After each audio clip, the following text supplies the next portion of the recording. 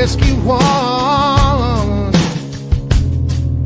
Shit's hit the fan, we're overrun. Sending boys in the trucks with the 50 cals. Tell every swinging neck, bring extra rounds. Hang in now, boys, we're on our way. Don't send them all to heaven before we get a taste. Whoa, cry havoc, let's slit the doors of room. What you gonna do? And happy Sunday to you folks. Aloha. I am back from the islands of Hawaii.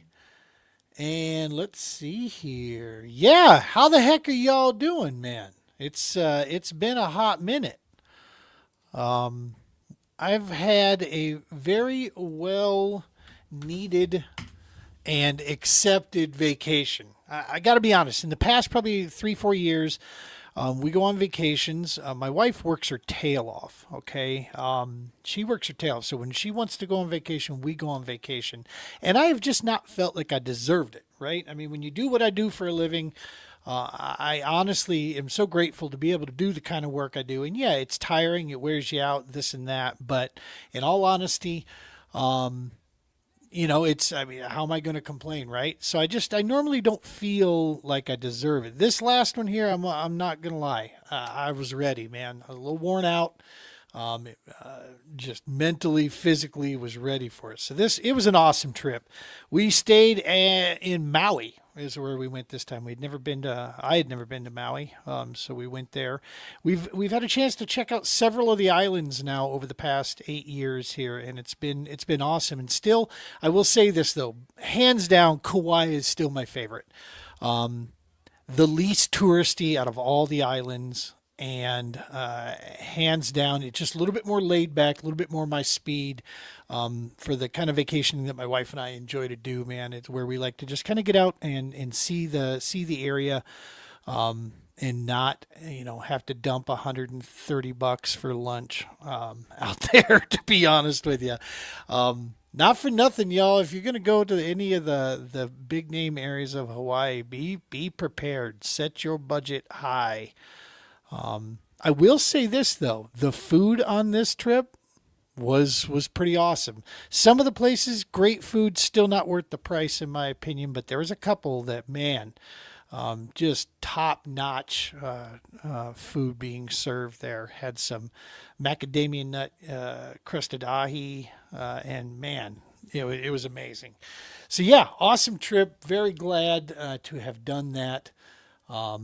And step away for a little bit. We had a mad dash leading up to the final bits there right before we got into this. Just event after event after event. So it kept us busy. A lot going on in the fishing scene. A lot going on in the nonprofit scene. I'll be honest with you, on the nonprofit side, it's going to take me probably a week to kind of get back and catch up with all the latest news, cool happenings that are going on with some of our collaborating brother and sister companies that are out there. So I'm not going to get into that too much because I don't want to mess anything up on that. But as far as fishing goes, Team TPO in action this week, man, all around the place. Let's see here. The Colorado State Championship qualifier for the Bassmaster National Series. The state qualifier was this weekend at Pueblo Reservoir, and Team TPO showed out. Brother Jason took second. Brother Kenny, another fifth place. That's 2 fifth place back to back for Brother Kenny, and then Brother Brick, who should be joining us here in a little bit. Bricklin set up with a 10th place there. So awesome stuff. Top 3 anglers qualified for the Bassmaster National, which is going on someplace in October at some time. I don't think they've released any of that info yet, which is kind of goofy to me, but whatever. What do I know? They're getting that stuff set up. Tonight, we got an awesome show. We got Mr. Dwayne Walley going to be joining us again. He's connected up right now. He's coming back from the lake as we speak. So we'll see how the connection goes here. Make sure we've got a good connection with him. I see him in the green room here. Hopefully he can hear us now. So, yep, he's got us. So we're good to go. Hey, let's pay the bills real quick, folks. And it looks like Mr. Bricklin, Brother Brick, will be joining us to co-host again. He'll be coming in a little bit here.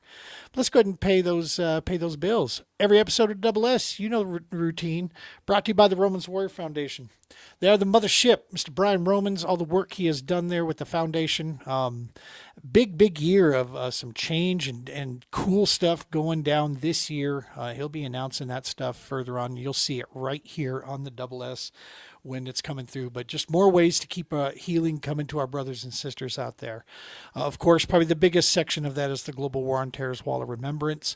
Looking like we're getting some help there. We can always use more help with that. If you have a big event in your local area and you want to take it to the next level, this is the traveling memorial that goes around the country, the only one in the nation that's traveling and dedicated to the entire GWAT era. So that's 83 forward.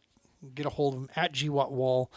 That'll get you in touch. And of course, Mr. Adam Bird, who is traveling again this week. That man is super busy. He is the founder of the Feast with us here at Heroes Media Group. Very, very proud to be counted amongst these other podcasts that are in there. Go check out heroesmediagroup.com and look at all the different podcasts that are available for you out there. Something for everybody, resources galore, something going on almost every night. All right, that's that. Let me go ahead and before we bring in our guest, let's go ahead and bring in our co-host who hasn't been here in a hot minute because he's got a family and 72 billion other things going on. Brother Bricklin, how you doing, dog? What's going on? I'm waiting for your internet string to straighten out. There it goes. Now you're coming in. There we Just go. takes a little bit for you to get your connection. My AI, my piano in the background, and my fireplace, and my disappearing arms. That's how you play that piano. All right, I hope you got all your brainy questions tonight because we got the man himself, talk about founder of the Feast. If there is any one thing that has probably had more of an impact on, thousands upon thousands of anglers across the United States, if there's anything more than TourneyX, I don't know what it is. When Dwayne brought TourneyX to the competitive landscape, it changed everything. And it continues to innovate. It continues to lead. Many people try to go out there and they do a grapes is sour thing or whatever, and that's just so silly. It's like, look, TourneyX has been the way, man. And now I watched it being used when I was at the Bassmaster Classic a couple years ago. I watched a Celebrity Pro-Am event in boats using TourneyX, and I'm telling you, it's the way of the future here. Sooner or later, I know there's people like, oh, I want to see the 5 fish. Well, you ain't gonna be seeing 5 fish in every boat if you keep doing it, because there's a mortality factor that comes with it. I don't care if that hurts your feelings or not. It's the truth. It's science, Jack. You just can't unthink your way. And this is a way to protect those fisheries. Always has been. So yeah, man, he's the guy that changed it all for us here. So let's go ahead and get him in here. He's in the green room. Let me go ahead and bring him in live from his pickup truck. Mr. Dwayne Walley. How the heck are you, brother Dwayne? Well, I'm doing good. How are y'all tonight? I hope you can hear me. Yeah, we got you perfect. Now you can hear me. Yes, I had to just rejoin. It seemed like it. Technology's a bear, man. I'll tell you. Love it or hate it. I want to say that. So if I ever end up on life support, what I want you all to do is turn it off and turn it back on and see what happens, because that just might reboot me right there. I don't know, man. Might just leave it off. Ouch, Dwayne. Ouch. No, I'm talking about for me, not you. Not you. No, for me. Just leave it off. I'm good. Oh, man. How was fishing today, buddy? It wasn't as good. I mean, we've had some down here, and of course, you guys have had it too. I'm sure all this rain we've had. We had probably 4 to 5 inches over the past few days, and we've had a good dry day yesterday and a dry out day today. So I came out to do a little fishing, and the water's muddy, and in muddy water, I don't know if it's one of those things just messes with your mind, when it's muddy, or what it is. But I did find a couple of fish. I found them in the pads, and it was good. So That's awesome, man. No, rain is something we know not much about out here in Colorado this year. We're actually in pretty horrid drought conditions. We're like this one little area all around us. The states all around us seem to be getting plenty of rain, and sections of the U.S. are getting plenty of rain, but we're not. yeah, they say we're about 10 inches low here, but like I said, we got about 4 or 5 inches over the past 4 or 5 days, so it's been good. But yeah, it was good to get out on the water. I've been not on the water in probably about 3 weeks, and finally got out here today just to chill out, you know, kind of reset. It was good. It was a good 4 hour trip. So Got to do that, man. Got to do that for sure. And I'm you're real in jealous. you in Bama, No, I'm in Mississippi. Mississippi. That's right. Not as far over there, but maybe one day I'll be up that way in Bama. Who knows? That's right. So yeah, I'm a little jealous about you going out playing in Hawaii, man. I mean, we did the Maui trip on our 10th anniversary, and it was a hoot, man. I mean, we had a blast. Yeah.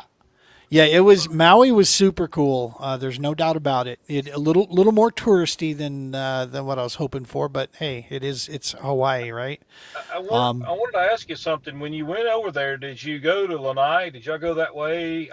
We were right there. Yeah. Okay. Okay. Did you see all the burned area, or was it what's going on with it? Just So curious. there is still a lot of evidence of homes attempting to be rebuilt. Okay. There are several van villages that are still set up. They're trying to put those away from 30, from the main highway there.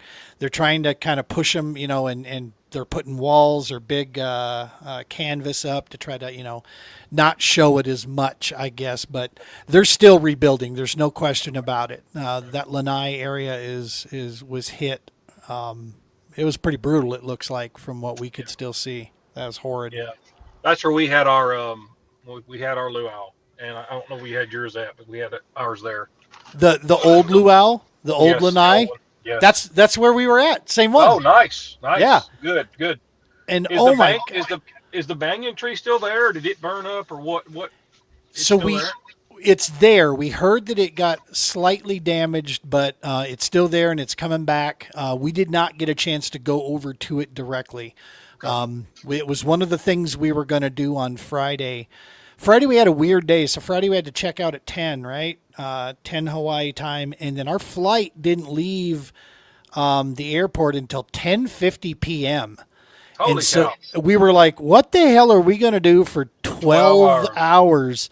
And you've been there, so you can't just drive around. I mean, lunch will drop you $120, and it's not cheap to hang out, Yeah.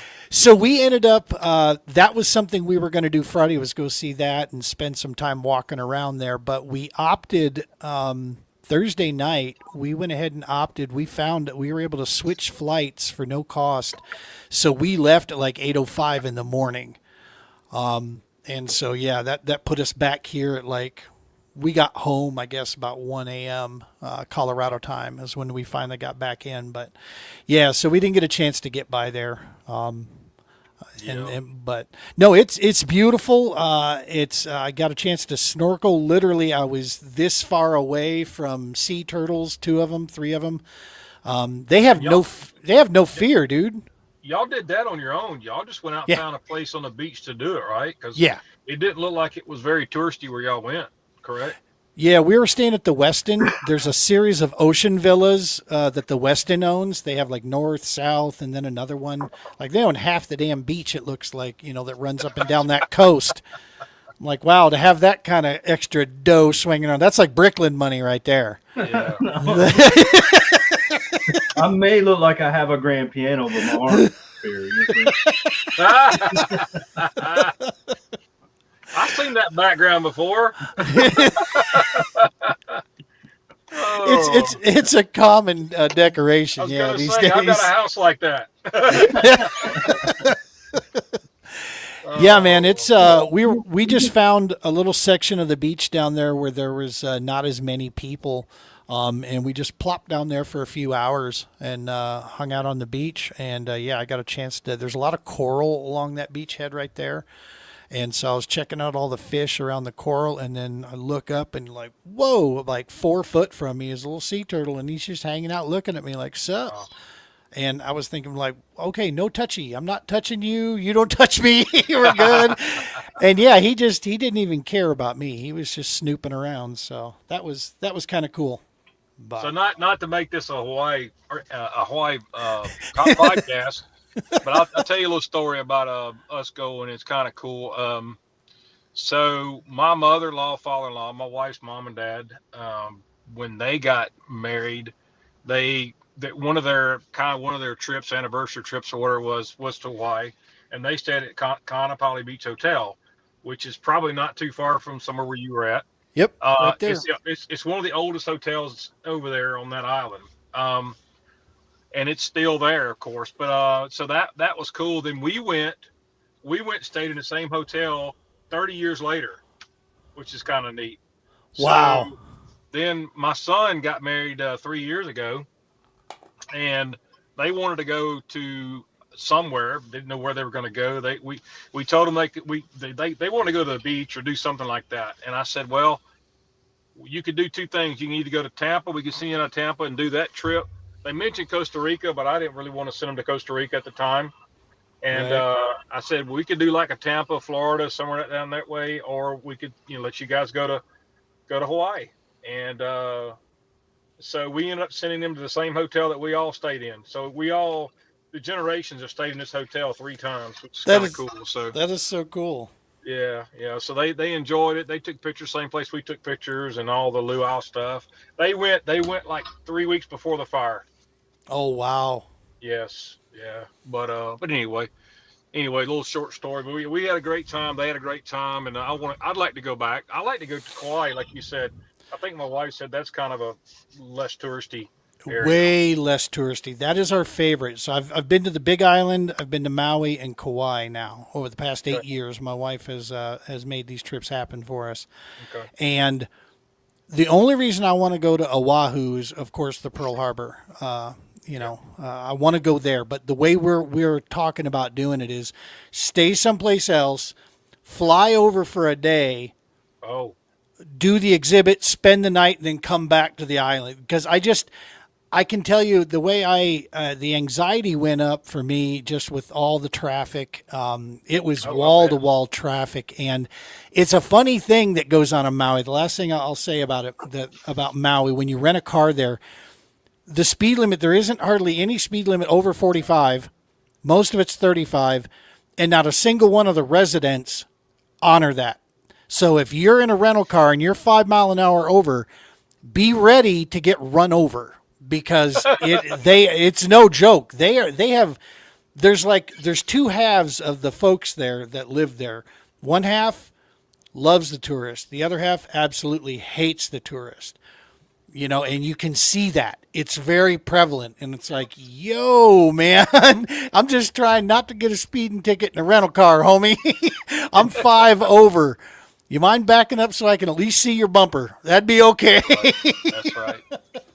But yeah, it is beautiful. The beaches, the people that down on the beach there, it was gorgeous for sure. And a lot of cool history. That luau, highly recommend that. What a feast they give you. Holy Oh my Moses. gosh. I remember that. My goodness, I was about that big around then. Right? Yeah, you will not go hungry at this place. I'll tell you No, that. You will no, leave no. packed. Well, Brick, you've been busy, Brick, over the weekend here, brother. You all recouped from Pueblo down there?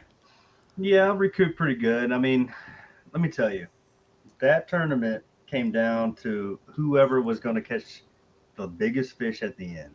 Right. It became, I mean, if you look at the standings, I was 10th and I had 80-25, right? Yeah. And first place was from 83. 10th to first place was 84. I think he had 84. oh my gosh, down to the kicker fish. I Wow. mean, you're looking at, I had nothing but 16s and 15s. You just needed one bite. You Nail had one biter. bite, you were going to be in there. And so I thought I had it. And so I think Pierce was out there, and I got a text from Lovall. He showed me his picture of his fish he just caught, which was a 19, I think, or 19 Yeah. something. I was like, 19. oh, and so then I got a bite, and I set the hook, and then I was screaming it in. It was 158. Got in a kayak, and I'm taking pictures, and I hear Pierce across the cove going, "Oh, you're not gonna get it! You're not gonna get it!" I'm trying to get it, so I got it at 159, and that put me in 10th. And I said, "That's how convoluted the competition was. It was like you're waiting on one bite, guys. You're not waiting on like, oh, I had a bad morning. You're waiting on one." Yeah. It was a good time of year to be at Pueblo. You and I were talking about that 2-3 weeks ago, saying that the season opener should be Pueblo. That might not be a bad idea. Good time of year to be down there. There's a lot of fish being had. Did that lake ever go? I heard that one time they were not going to allow boats on it anymore for tournaments. Did they ever change that? No. Okay. No, Pueblo, if they do that, this state loses pretty much the last good bass lake or good tournament lake, that's out there. But in your defense, Dwayne, okay, we have a pretty nice congressional committee that would love to get those bass boats off of that lake. I'm just being honest. I'm from Arkansas, Louisiana border, and so when I'm here, I had to learn a completely different style of fishing. I really did. Yeah. So I'm used to Felsenthal. I'm used to Caney Lake, Red River, Washita River, even going down and dinking around when I was in the military in Louisiana or Mississippi, Alabama, Florida. So it was kind of like, welcome to the party, pal. Get your Ned rig out. I'm like, what is a Ned rig? I was looking the other day. I was just looking around some of the tournaments and looking at some of the lay of the land, and I was thinking, man, I couldn't. There's no way I'd learn how to fish out there. All the rocks and everything. Mm-hmm. I would not not know what to do. So you got a live scope, you'll be all right. Yeah.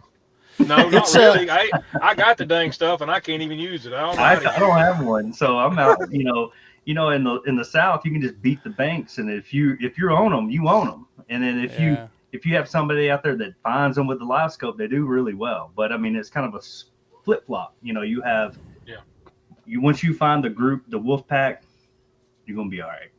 So today, I got out there today, and like I said, it was muddy, and I went over to a little. There's we call it one of my buddy calls it a saddle. It's like two high points with a cut in the middle of it. Yep. And it's like a big long point. And on that point right now, there's pads coming out. They're just like $1. Well, they're bigger than dollar pads. They're about like that, but they're sparse right now. You can fish between them real easily, And so I ended up there this afternoon, almost right before dark, and I was pitching a 11-inch one of the Zoom worms. Mm-hmm. And man, they started. I got a bite. I threw it out the first cast. I got a bite. I don't know what it was, dude. I just set the hook. I reared back and set the hook like that when I did. He went sideways into the set pads. I was talking to my wife. I was like, hold on, babe. I set the hook. And anyway, I never did stop him, man. He just went poop. He just spit it out. And my freaking hook got straightened out. I was like, are you kidding me? That's the South for you. Yeah. Man, I stayed in them pads the rest of the evening, and I got bite after bite after bite, but I just couldn't land but one. But it was fun, though. I mean, that's how I learned how to slackline, because if you give them a concussion, they ain't gonna run as fast. You get them a concussion like OG man, you're gonna get them to slow down just a little bit. Yeah. So they make fun of me up here like, oh, you gotta hear him set the hook. I was like, yeah, where I'm from, you don't set the hook like that. Them sun guns will run off when you bend the hook, pop braid. Whatever. So I've heard that several times now from this weekend from all around the country of guys getting bites and not able to get the hook set, not get the land. Heard it from guys at Pueblo in practice. Heard it from guys at the All-American that I was speaking with, out there. Now hearing it from you as well. It's something weird about today or this past weekend, man. It's the no hook set, no catchy vibe going on, right? Well, I fish braid. I fish like a 30, 40 pound braid. Okay. But I also run a 20-pound fluorocarbon leader.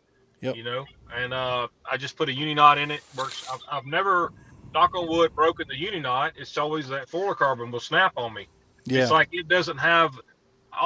Honestly, I wish I'd just go to a monofilament, just like a 30-pound monofilament, because the monofilament will stretch. Okay. Yep. But that fluorocarbon just wants to snap, and when it just pops real quick, it just. I mean, I lost a tungsten weight today and a hook and a fish. You know, because I set the hook so hard. Dang. But It's all that working out you've been doing, Dwayne. yeah, right. Yeah. It's all on the wrist. Tell him, it's all on the wrist. Anyway. So I was saying before we introduced you to this, for those folks out there that have been living underneath a rock around kayak fishing and don't know, your baby, your creation, this bad boy that you gave to the kayak fishing community, there's not been a single piece of equipment or anything that has impacted more anglers across the board than TourneyX, man. You brought this here. What was the founding, going way back to when you first come up with that idea?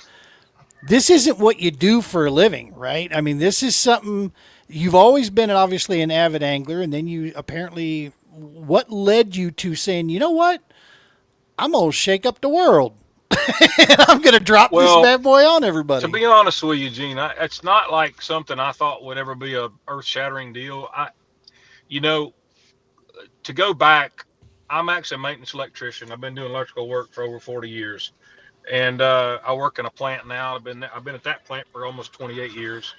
And so, but I did dabble in, web designs, web hosting. So I had a little bit, I've got technology experience out the wazoo on that side. I don't have coding experience.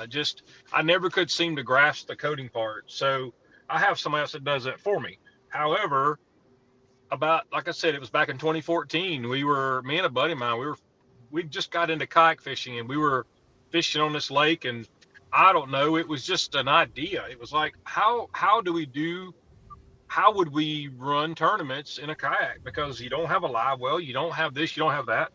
And so, we were taking photos of them, doing a bunch of hero shots and this, that, and other, but we didn't know where we were going to go with it, and I don't know if iAngler was around then. I think it was about the same time Michael Christopher had built iAngler. And I don't recall, like doing a look-see over there to see what he had going on. But once I had the idea, I bought the domain, which is something I was doing back then. I was buying domains. I was building websites for people. So I was doing those sorts of things. And me and that buddy of mine, we just started kicking this thing around, and he kept pushing me. He said, "Man, you need to do this. It'd be a good business." I'm like, "Yeah, but I don't want to deal with this crap." Well, guess what? I did it, and here we are today. So, and I will say, it's been one of those cool road trips. You know what I'm saying? When we first built it, KBF was just coming on. Well, they weren't just coming on. They were coming on. They were on. And when we had this feature that we could catch, photo release, and put these fish in the light, do what we do, Hoover came on and helped us. He helped us push this thing. He brought it along with us. You know what I'm saying? Yeah. And we did business for quite a long time until up to, a few years ago, we kind of went our separate ways. But that's just business. It happens, right? Yep. And but we've been very fortunate, been very blessed. There's some days my wife wishes I had not done this, because it's like it takes over the household. You know what I'm saying? Yeah. And I'm not getting any younger. You know what I'm saying, guys? Boy, do I feel you there, Brother Dwayne. Yes, sometimes it's you start looking at that stuff. Well, I'll be 60 in 3 months. So what? Yep. Oh, and then his screen goes out. He just said 60, went black. Yep. How the heck, Dwayne, your camera went out, brother? Signal or dead phone. Well, normally he'd disconnect He lives in from there. Mississippi. He's probably signal. Let me tell you. Someone rolled over the internet cable that's strung out across the street there, maybe? No. So we just saw you unmute, Dwayne, but we can't hear you, and your screen went black. Try reconnecting, brother, if you can hear us. That Mississippi internet down there. Yeah. I know all about it. Oh, I promise you. here he is. Well, let's get rid of that one and let's add that one. There he is. Okay, guys, don't call me on my phone right now. Exactly. Somebody called me, and I was like, "What am I supposed to do?" Anyway, I said, "No." Anyway, There we go. but yeah, I'll be 60 on July 20th, and Well, you're living right, brother, because you don't even look remotely close to that. So you're doing something right, I got all dude. my hair. At least I got all my Exactly. hair. What, you got hair? You all right? I'm over here aging like milk, Wally. What the hell is going on? I'm 53, bro. What the hell? And I look like I could be your older brother. So listen, I'll tell you one thing. I get these genes from my mama.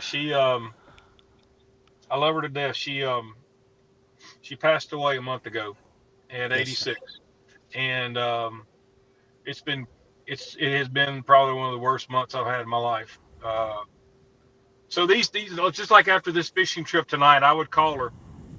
I'd always call Mama and talk to her about, because we used to fish when we were kids, and me and my mom and dad would go out and fish, and I'd always call her and tell her what I caught, and she would just say, she would tell me how good it was and how much your daddy would have loved to do that. You know what I'm saying? And sorry, I don't mean to go down that road. I really don't. But it's No worries, brother. I'm honored that you did. It's tough. It really is. But yeah, I get that. I get that from Mama.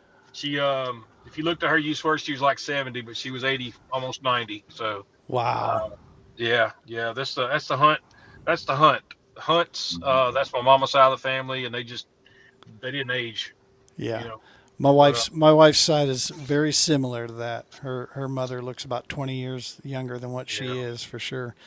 Well, listen, brother, the only reason it stings like that is it just shows just how real and how true that unconditional love is, dude. And I don't know where your faith lies, brother, but I know where mine's at, and I can tell you she's doing just fine, and she's in good hands right now.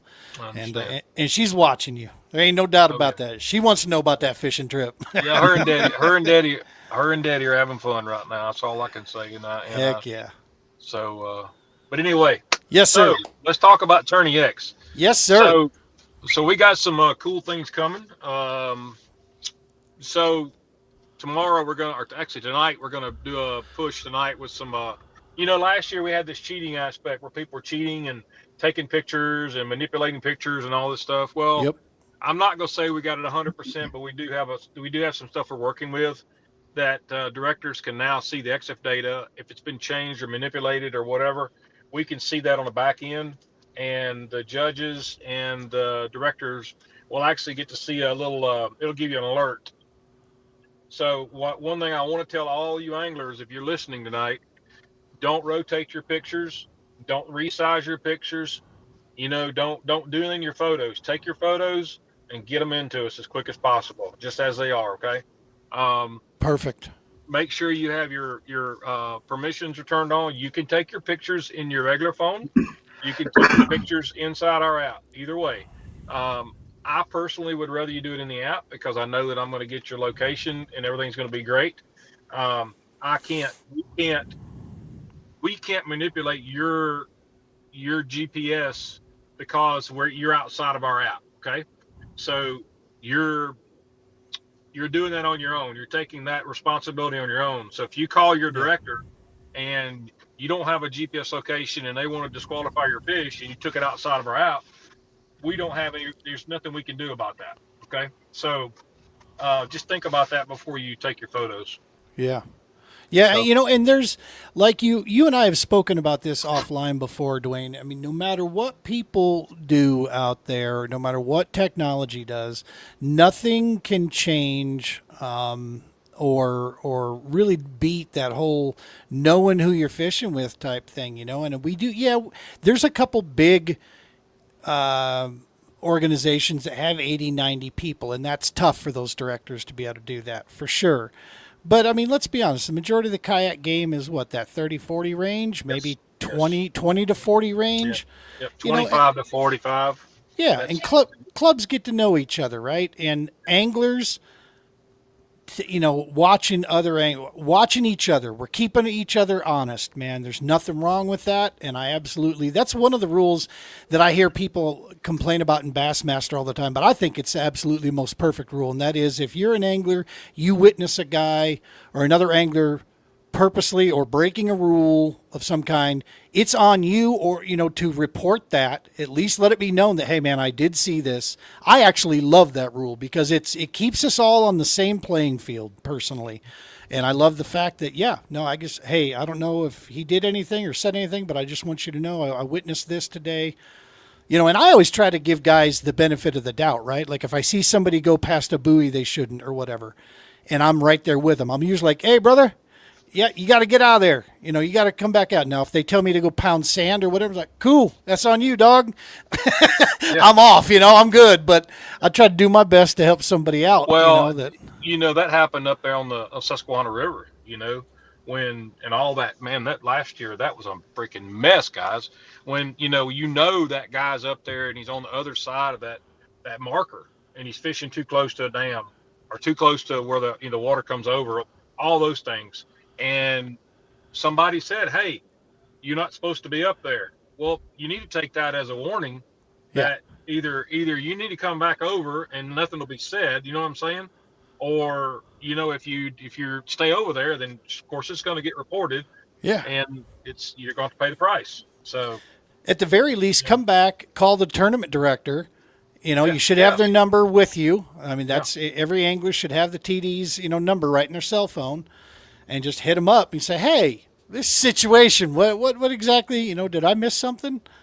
Yeah, it's easy stuff. But these guys, I mean, I don't, for whatever reason, I mean, the particular person in question, it didn't take him, he broke the rules and broke the rules and broke the rules.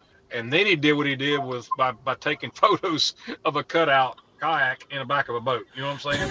and it's like, how stupid can you finally get, guys? I mean, come on. See, I got a Forrest Gump saying for that. You know what I mean? That's about it. Ay. It seems to me, so this year I have the chance, and I want to do this finally on the podcast here. Brother Dwayne, we can't thank you enough from the True Patriot Outfitters, from Brother Brick and myself and all the people with our little experiment we're doing this year, the Patriot Borderland Kayak Series, you donating the usage of TourneyX to us so that it doesn't cost us, anything from that is such a huge, huge help. We're not, people can see it's pretty damn clear what we're doing. Vets, first responders, you fish free, civilians, $22. By the time we do our campsites and get some food for everybody and drive the gas to get there, we're not making anything off this stuff, folks, okay? Most time it's costing us a little bit, and it's the amazing donations from guys like this dude right here, Mr. Anthony Barrera, tournament director down in New Mexico, and that whole New Mexico group, and people in Colorado and people in Nebraska and Kansas. Their generosity has helped us put this, but none of it happens if we don't have a platform like TourneyX to do it.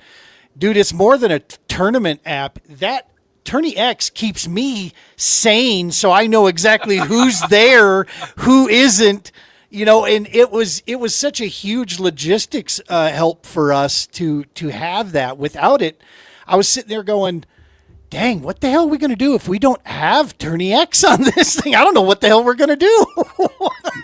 So it's like Baby Billy, like after I pay all my scientists, I pay my lab coats. Zilch. Exactly. So, but yeah, that thing really, it's an amazing platform. I've used multiple platforms over, the course of my military career. If you go East Coast, you got a platform over there. You go over here in Colorado, I've fished different tournaments in the kayak series. Not too old school. I'm kind of around the same time as you, Dwayne. I think I picked it up around 2000. When was I in Florida? 20. So once I did it for the first time through TourneyX, it was like a working man's tournament. There's all kinds of tournaments you can sign up for. Yeah. And I was like blown away. I was like, oh, this thing actually works. It's pretty cool. And so that kind of actually propelled me into more competitive stuff. And I ended up back in where I was in the boat scene with the Bassmaster and all of that stuff. So it's awesome. Well, the one thing we wanted to do was make it simple. Um, and I have one guy. This goes back to this is our third iteration of the app, and we've carried the first one over to all three. Basically, the little pop up at the bottom, that little pop up menu comes up. It really helps out to have that quick menu that you can just pop up and either reach out to your director or what have you. But what I like about it is the multiple submits, things like that, where you can multiple submit to different tournaments with one fish to 2 or 3 different tournaments. I timed myself one day. I actually caught a fish, took the photo, and submitted it within like 22 seconds or something like that, 27 seconds. So it can be done. And the other thing I really like about it is we tried to make the photo compression where we want to make sure the director has a good photo. We want to make there's a good balance where when you submit those fish in, they go pretty quick, That's one thing I strive on, man. I'm going to keep pounding and pounding and pounding on these developers that I've got until we get it right. So another thing I want to give you kudos for is once you get to a certain, I know a little bit about apps, right? So once you get to a certain user account number, like you have so many users, there comes a lot more fees that the company would have to pay for. So when you download the app, there's no ads. You have no ads on your app. And that's another, and I mean, that's another big thing. Like if you download other apps, you're probably going to see an ad. You're probably going to see something along those lines, especially even through if you use the web browser.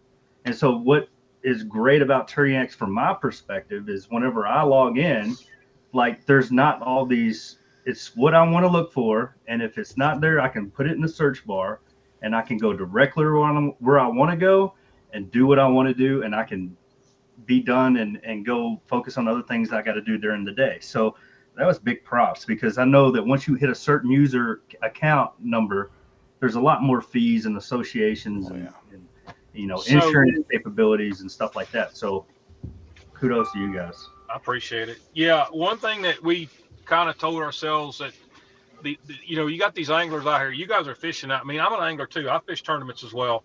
I don't want to have to deal with something popping up in front of me. I don't want to deal with the confusion of some of these apps that, what button does this? What button does that? Yeah. I wanted to do it where you guys muscle memory, you click, take a photo. There's a button there now on the right-hand side at submit fish. You don't even have to go back out to the menu. You just click that button in the bottom right-hand corner after you take your photo, takes you straight to submit catch. Literally, you can bam, bam, bam, bam, bam, and you're done. You know what I'm saying? One change we did do recently was, and I know y'all have largemouth over there, but I think y'all have more smallmouth. I can't remember, but we switched bass, the name bass, to largemouth bass now because I wanted to be more specific on the species. So you're going to see that when you build your tournaments now, that you won't see bass anymore. We want to run like analytics and things like that on largemouth, smallmouth, spotted. You know what I'm saying? Now we can do that. But yeah, man, muscle memory is the key. Once you just like tying your shoes, you like putting your pants on. You know what I'm saying? You can do it in the dark. And I wanted to make sure we were able to do that for the anglers.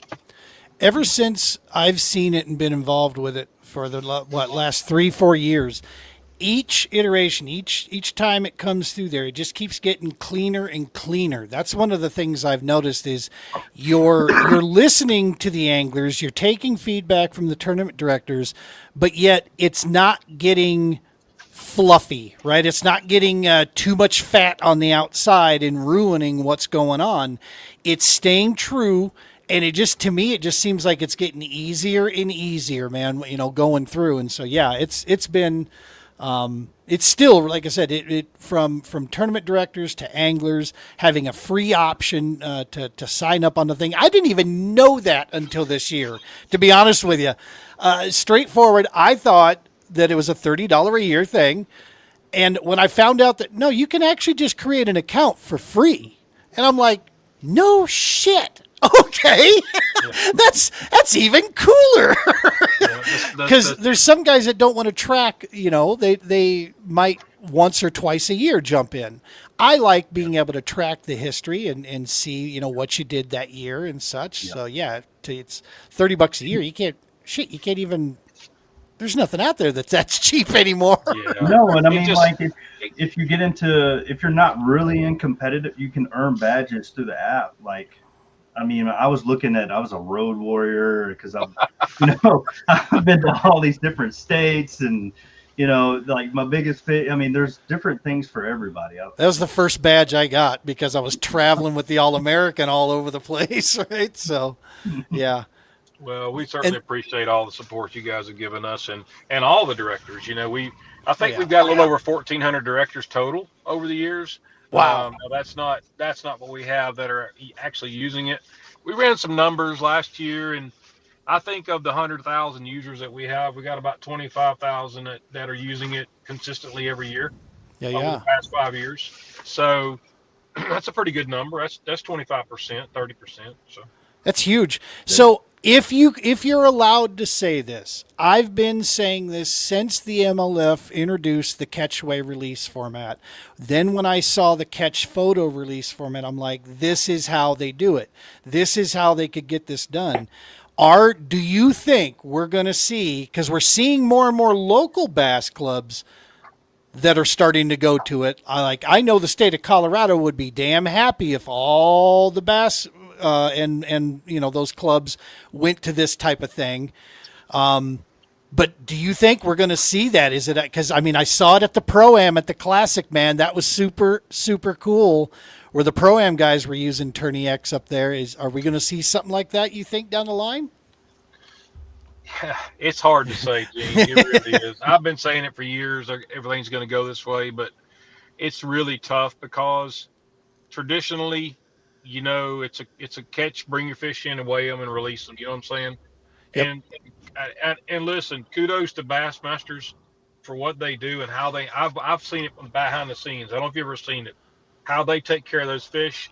Yep. And get them back out to the lake. Even if they're 60 miles away, they take care of those fish, get them back out to the lake.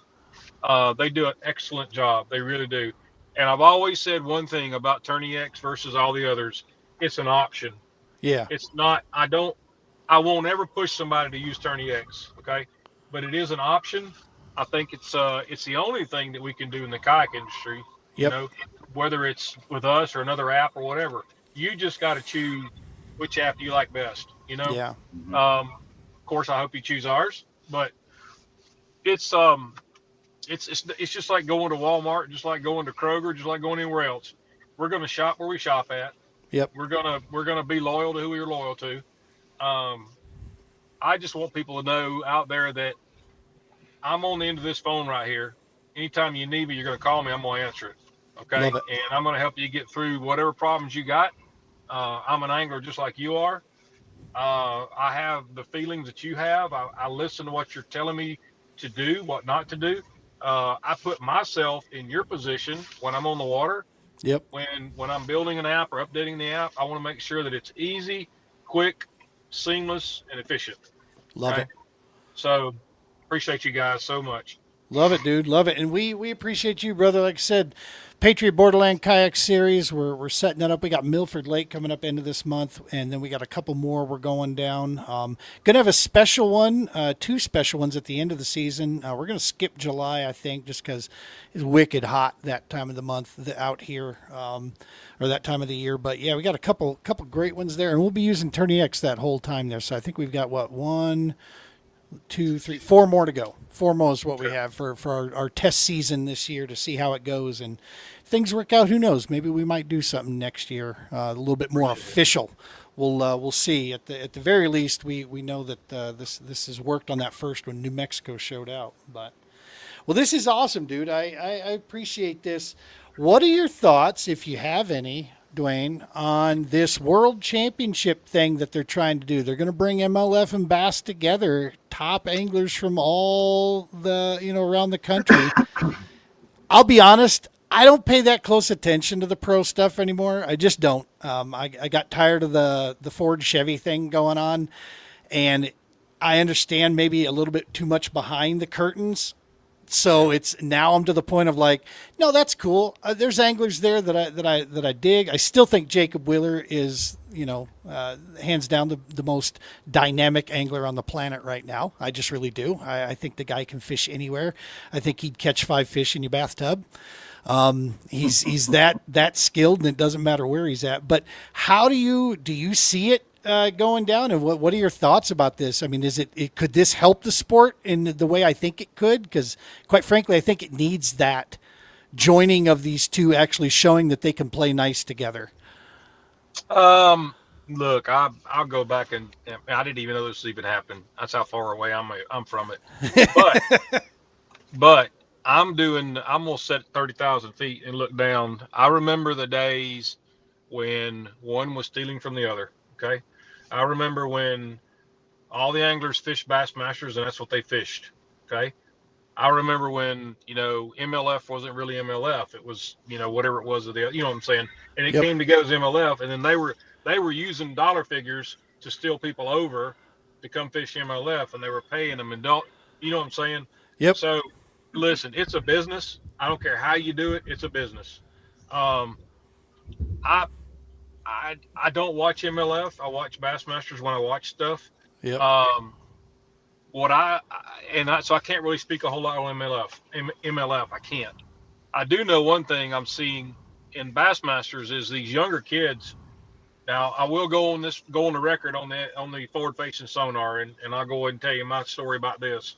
Sure. I got off on another subject, and I'm sorry. No, that's all right. But the forward facing sonar, people complain about it. They gripe about it. They shouldn't be out. They say it shouldn't be out there. All this, that, and other. Well, listen, this phone that I'm talking to you on right now, 20 years ago didn't exist. Okay? Exactly. But we adapted to it, correct? Yep. Okay. So we can adapt to forward-facing sonar, or we can just not use it. All right. So it's not going to go away. It's going to be what it is. Yeah. I've got one, but I still don't know how the hell to use it. Okay. So, but back to your question about the joining of the two forces. For one big mega championship.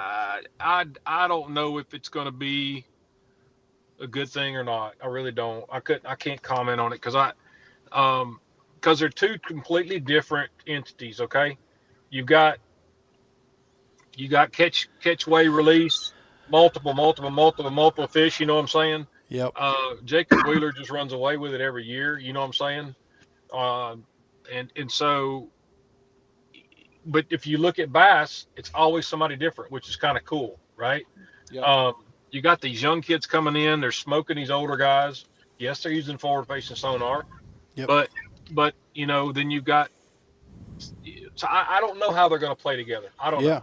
Be interesting to see. It's going to be interesting, and it'll all depend on how they set the stage, how they lay it out, how they present this thing as to whether. And there will be internet trolls galore. That is a given, right? That's a given. No, the forward-facing sonar, like I said, I'm right there with you, Dwayne. It's part of it. This is the reason you see the young guns, and this is the part I think that guys, the older crowd like myself, have a hard time with, is that forward-facing sonar has removed the advantage of 25 years of knowledge of a body of water over a young guy. Now the young guy, in a very short period of time, can figure out a body of water pretty darn fast. He's still got to put his time and his effort, still got to put his work in. What I wish that I would hear people stop saying is, this guy's been fishing more in the last 2 years than shut up. 2 years? It's like, don't put the Hall of Fame jacket on him just yet, boy. I mean, last year it was Trey McKinney was going to just sweep the world. And he didn't. No. And it's like, calm down. Okay, take a breath. I know in the days of social media, we all want our instant heroes, right? But it's like, let's see what they do over the course of a career. And that's how you can, KVD, first 5 years, 6 years, when he was stomping the field with everybody out there, no one called him the GOAT back then. It wasn't until 25 years later in a career when you start looking at the stuff going, shit. Look at what he did over that course of that 30-year career. It's hard to defeat, when you've got hard to beat those numbers. What he put up over that body of work, right? But the forward-facing sonar, what it has done is it's just shortened that knowledge of the body of water. There were guys that used to dominate because they'd been coming to Gunnersville for the last 20 years, 25 years, and they knew certain things about it. Now these kids can show up and in a couple years using some good technology and putting in their time and, burning the midnight oil. All of a sudden now they can figure out some stuff that they can hold toe to toe with, It pretty was wild. so fun watching them fish the Tennessee Tom Bigby the other day. Yeah. So I don't know if you saw that or not. Parts of it. All forward-facing sonar was all bets are off. Okay, because that waterway you can't fish. It's not something you fish with that because it's not. There's no history on it. You know what I'm saying? Yep. It's all bank beating and you know what I'm saying, points and cuts and ledges and so it was fun to watch that and to see who was going to come out on that one. Yeah. Good so stuff. yeah. So we just had the All-American going down. You got what's the next Bassmaster coming up? Is that at the end of this month, South Carolina? Is that what's going on? I think it is. That's correct. Yeah. They got that one I about that. I don't have it in front of me, but I think it is. Yep. We've got a lot of good groups coming, man. We got bass, we got kayak anglers, KS with Drew Gregory. That's right. Yeah. Man, those guys are blowing it up. I mean, he's doing something that people aren't doing. He's bringing these groups together like a boondoggle, which is really sweet to see. Love it. If you get a chance to if you get a chance to spend a weekend off, you know what I'm saying, and he's close by, go do it, man. Go. Yep. I'd do it in a heartbeat. I'll tell you that right now because Drew gets it. I've had Drew on the show a couple times. I've spoken with him on the phone, privately. He gets it, man. And you're not going to find a more competitive dude than that guy. I mean, when he's there to, he's so energetic, man. He's there to take your money, but he also gets it. He understands it. No, man, this should be an event, a family event that everybody can have fun at and be a memory because some guys only get to do 1 or 2 a year. So let's make it something you're not going to forget. I freaking love that. That's what the kayak community was built on, and that's what I think it should remain. If it's going to live, that's how it lives, I think, personally. But hey, are you coming up to Lake of the Ozarks this year if they do the eco? Are you going to come up and do that one, or are you going to be able to? Yes, I'll be. If we can make it, I'm going to be at Lake of the Ozarks. I'm pulling up my calendar now. I am going to be at Lake of the Ozarks with the Romans Warrior Foundation. We have, we're going to have the Global War on Terror's Wall of Remembrance on display there in September. So for 9/11, we're going to be at Lake of the Ozarks for a celebration there. We're going to have the GWAT wall there. And then the weekend after that, we're going up to Cedar Rapids with the ball. So yes, I'll be there in September. And I would love to see, they haven't, I asked, I literally sent a text over and asked the question, hey, any news on the big bass? And the response I got was October. And I'm like, got it, fellas. Okay. That's Jonathan Dominguez. You need to get him online, maybe get him on board and have him on one of your shows and let him, when it gets a little closer to it, but it is in October. Yep. And I missed but I also last know year, but hopefully we can make it this year. So we got the Bassmaster Championship happening in October, and I said that in the very beginning that this isn't going to go well, man. This is going to cause some division because that's an expensive outing for a lot of guys to try to get to the Natty at 450 or whatever it is, and then try to throw in the big bass. I don't like that. Personally, I would rather go to the big bass myself, just because. It's a blast there, man. It's a fun event. Yeah. It really is. It's a no stress. Go catch fish, have fun. Go have a big supper that night and have a few drinks and enjoy yourself. And win prizes like crazy with a bunch of people that are awesome, man. Eco Fishing Shop does an amazing job with that event. They really do. They do. We'll figure it all out. We'll get to 1 or 2 or 3 of them. Who knows, man? I'd love to go wherever they're going to have this. The national championship this year. I want to try to make that one if I can. I just got to figure out where it is, when it is, and all. When we just hadn't heard that yet. So who knows? I might look in for a media pass on that one. We'll get Arrow's media group to show up there, and I'll jump around there and do some interviews and such. Okay. Okay. You'll be like first on my list. I'm going to be looking for you all over the place. My poly market bet for the national championship is Beaver Lake. Poly market bet, Beaver Lake. All right, we got you Because on. it's the anniversary. They just had a huge tournament there. I think it's going to be Beaver.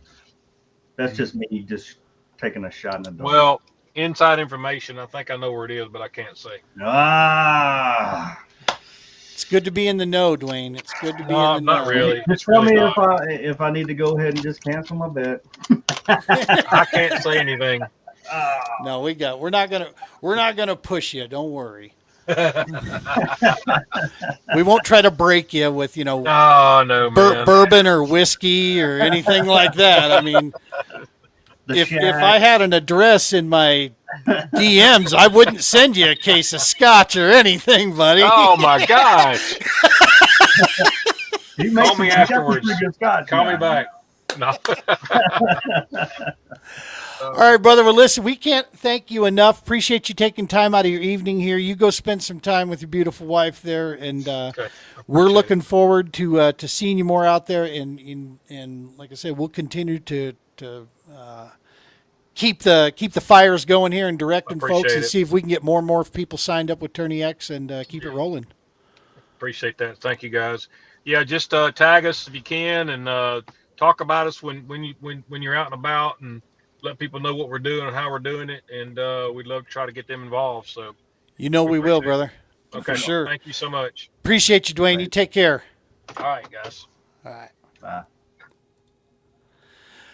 Cool, man. It is always awesome having Brother Dwayne on the show here. He was one of the first big names, dude, that we put on the Double S many years ago, 5 years ago. The first biggest name we had, Jody Queen, ended up making buddies with him and looking forward to still. I've run into him once at one Bassmaster event that we were at. But yeah, there were a couple of those pioneers, Marty Hughes, those guys, and of course Booth. Bringing these guys, Andy Moore, bringing these guys on the show. Dwayne was one that helped, kind of nursemaid us into the whole scene, man, and get us in here. So, always cool to see him come back. And TourneyX is the shit. I mean, that is what it is. It really is. I'm gonna be honest with you. Not saying that and like he said it best, it's an option, and it's, in my opinion, the option. Right. Yeah. It's the way we do this. Is it perfect? No, nothing will ever be perfect.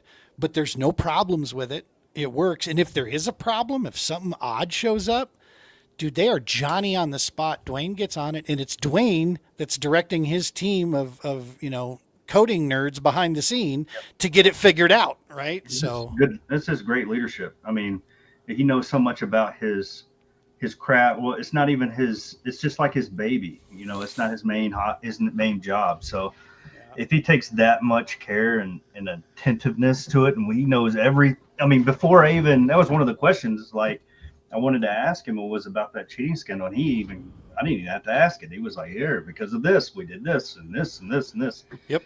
So yeah, he's 100% on it. And that's kind of like what you want when you have a product, the name behind the product that you're using. And dude, it was a long way. It's why I work with the companies I work with. Am I saying that they've got the best product on the planet? No, I'm sure that everybody has their own personal, in fishing, you got your own personal flavor.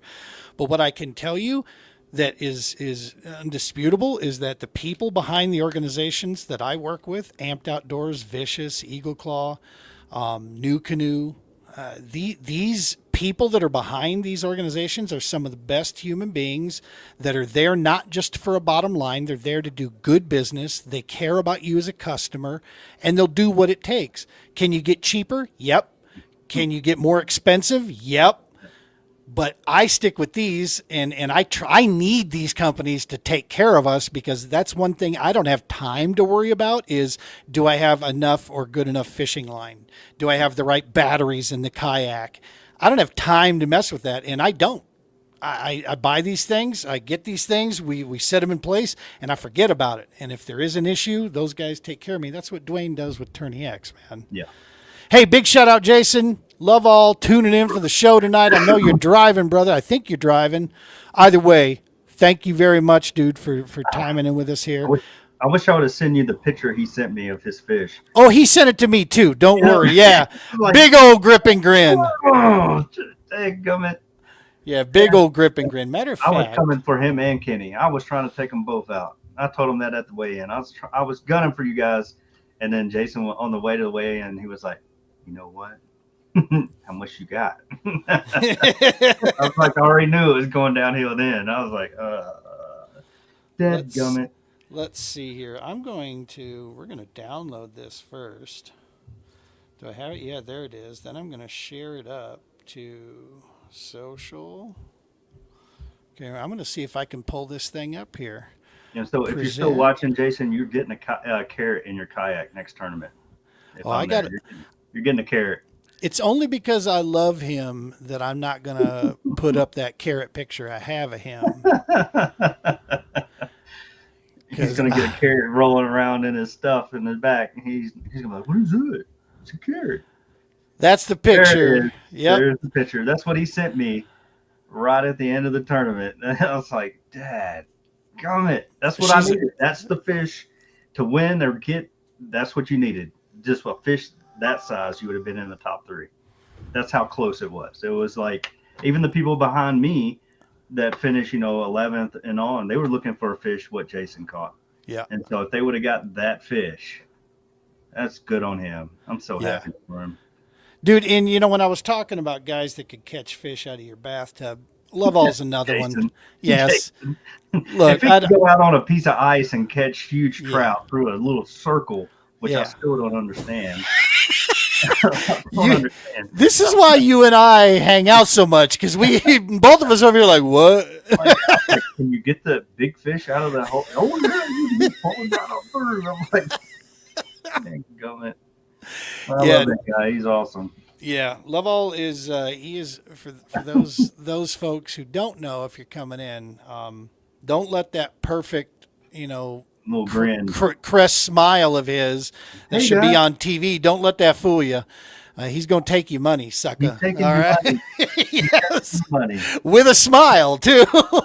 I got him once, but he's got me plenty of times back. I'll promise you. I'm pretty sure that I've bought at least 2 or 3 of his setups he's fishing with right now. I think just for my entry fees alone, I've pretty much bought those that he's won. So it's just the grin with the big fish at the end. Oh yeah. God dog it, he got me. Hey, and special shout out to brother Kenny. Yeah. 2 back-to-back 5th place. Kenny Hood, he's got hell of a job, dog. He's got to be like AOY in the conversation, if not at the top. Yeah, I mean already at this point, 2 5th place back-to-back. Hey, and I want to give another shout out to what I believe was the only Colorado angler representing, out of 2 clubs, the only Colorado angler representing at the All-American Kayak Classic in Clinton, Missouri. 140 anglers, I think, fished that thing. And Matt Arledge, congratulations on up there. Yeah, he went there and fished it. He did it? Yep. And I think he about middle of the field somewhere in there is where he ended up. That's not bad. At 140? Yeah, dude, I'm telling you. Okay, I gotta it was rough fishing there. It was tough. Like 60 guys blanked. It was not good. People don't know about Matt Arledge. This man has limited to hardly any electronic thing on his kayak. He will go and find the fish, and he will make you pay if you're not on your game. So he is one heck of a stick.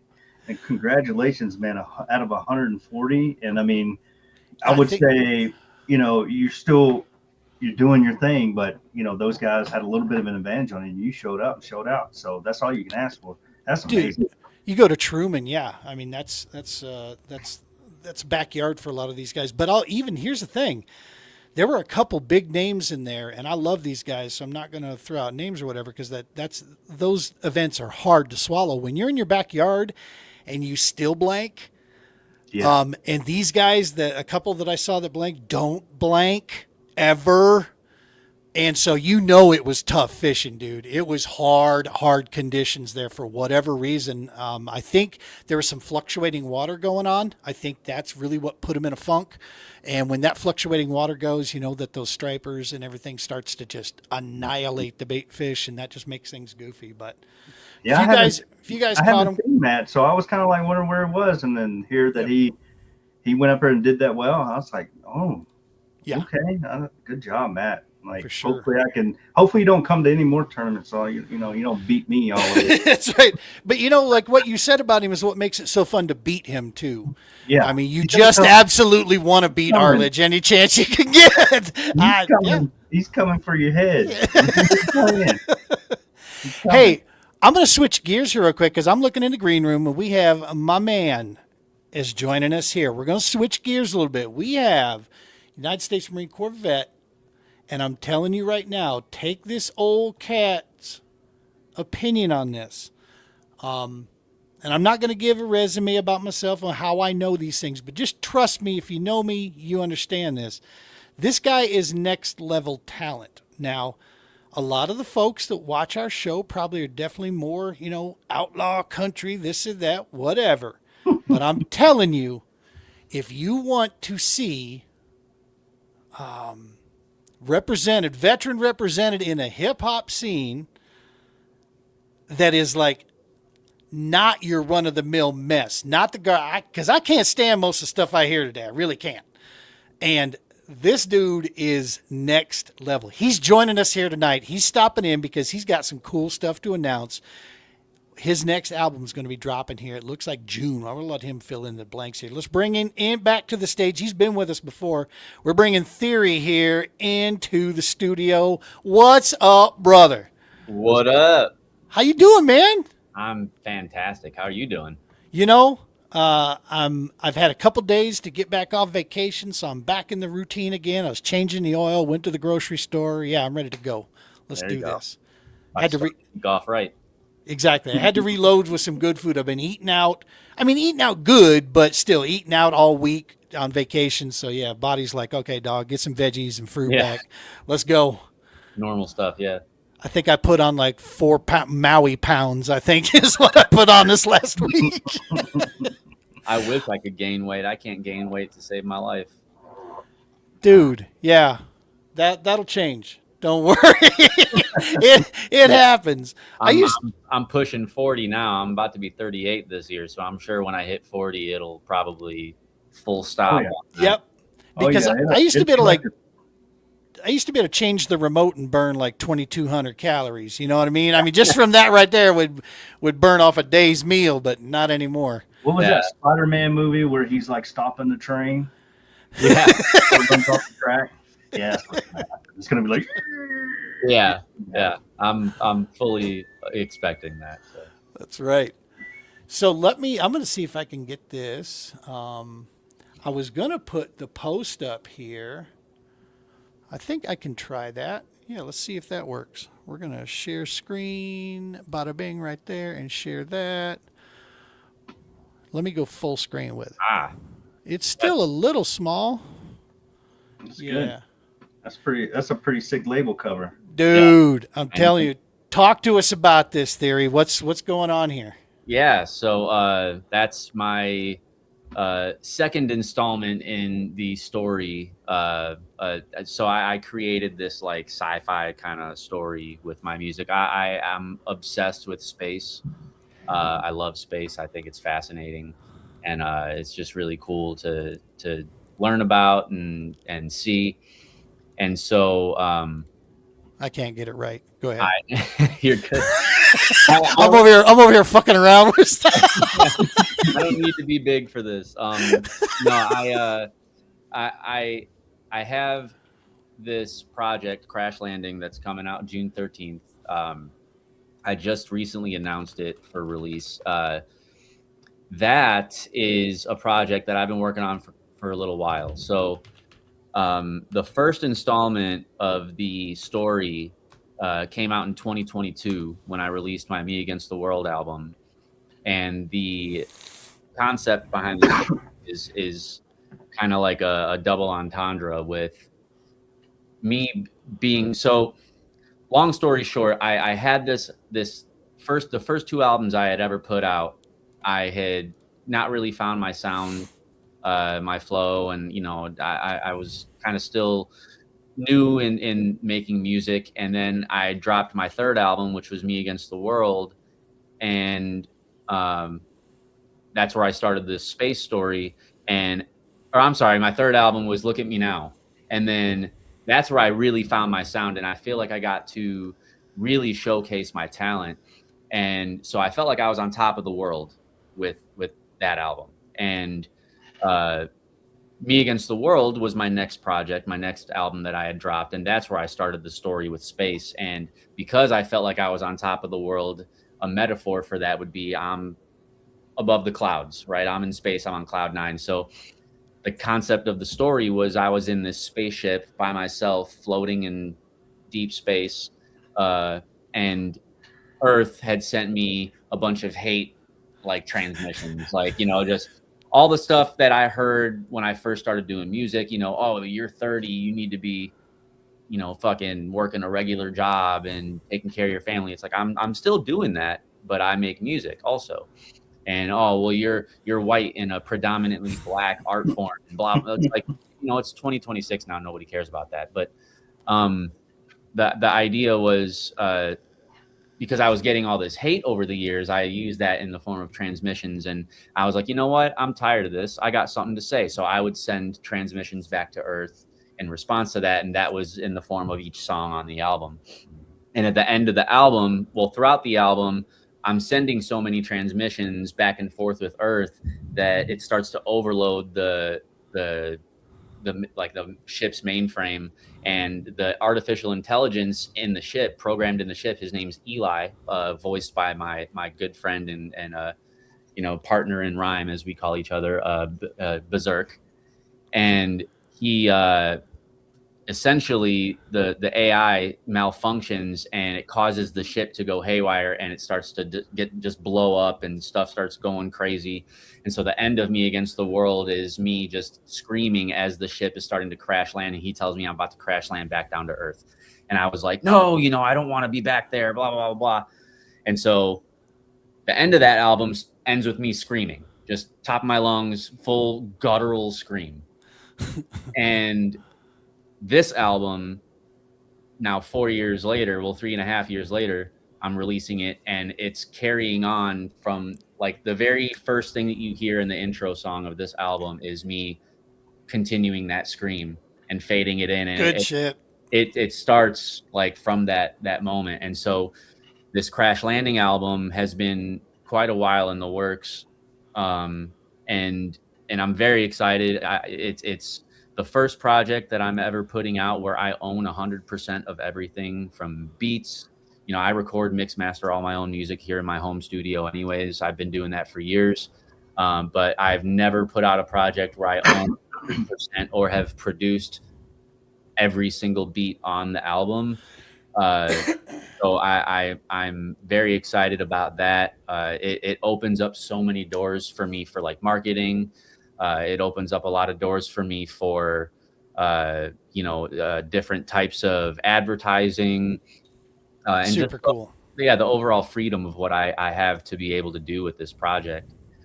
So the other day when I was trying to think of different ways I can raise some money to go on this tour, because I know that you had, Gene, we had talked, I think last time we had talked, I was signed to a label. Yep. Southbound Records, and they decided to just shut down out of the blue about a month ago. And that was in the midst of me, in talks of finalizing a tour to go on with a big artist.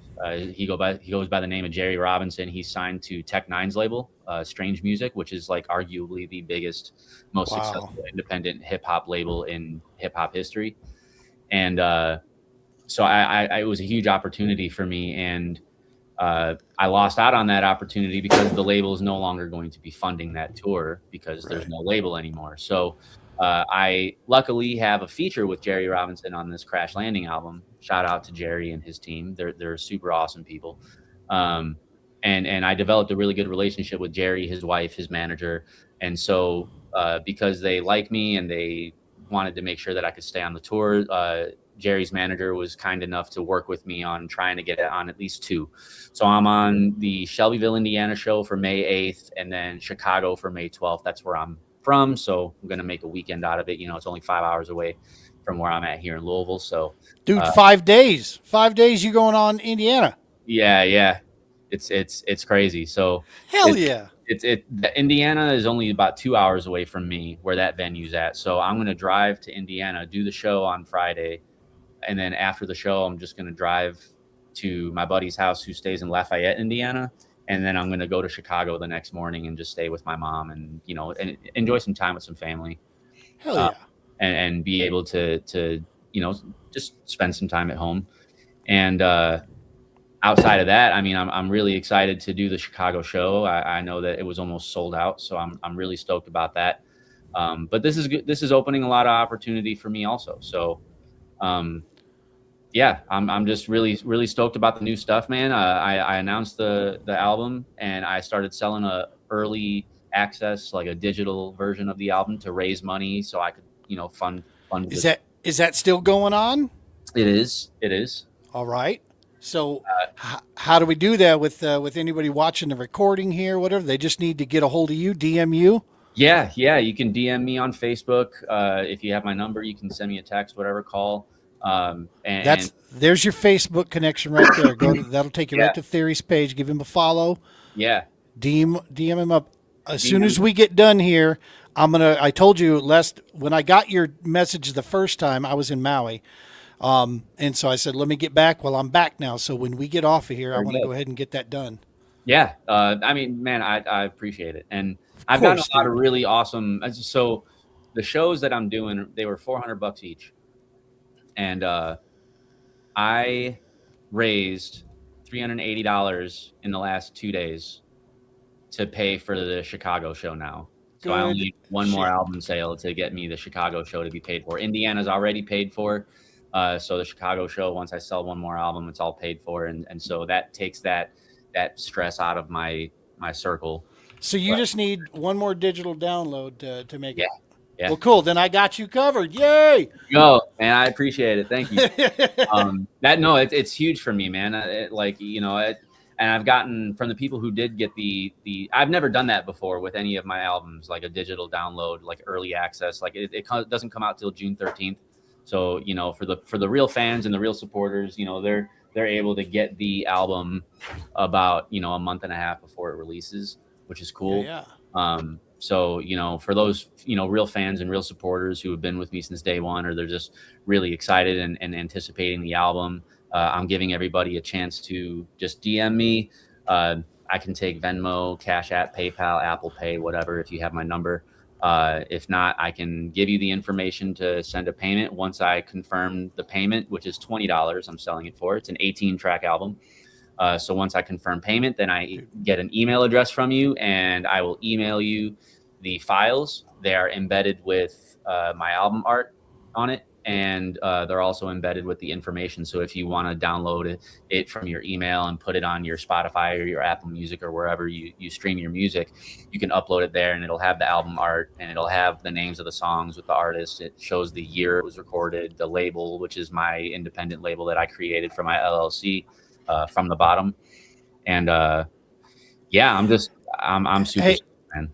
So I want to give the folks real quick a quick sample here. Now, Brick, I know you're a Spice Girls kind of dude. I heard that mess you played in camp. All right. Hey, because baby, I'm a firework. That's all right. Brick Perry, I got you. But I'm gonna play something real quick here. Theory from YouTube. What would you suggest as far as from YouTube here? What one do you think would be a good? I've got the Capone is badass. I mean, there's no doubt about that. Capone's a good one. My buddy and a very talented artist, Binks, produced that. Shout out to Binks for that beat. Nice. But I mean, you can play Capone. Problem.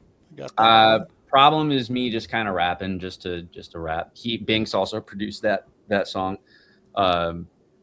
What about Hear Me Though?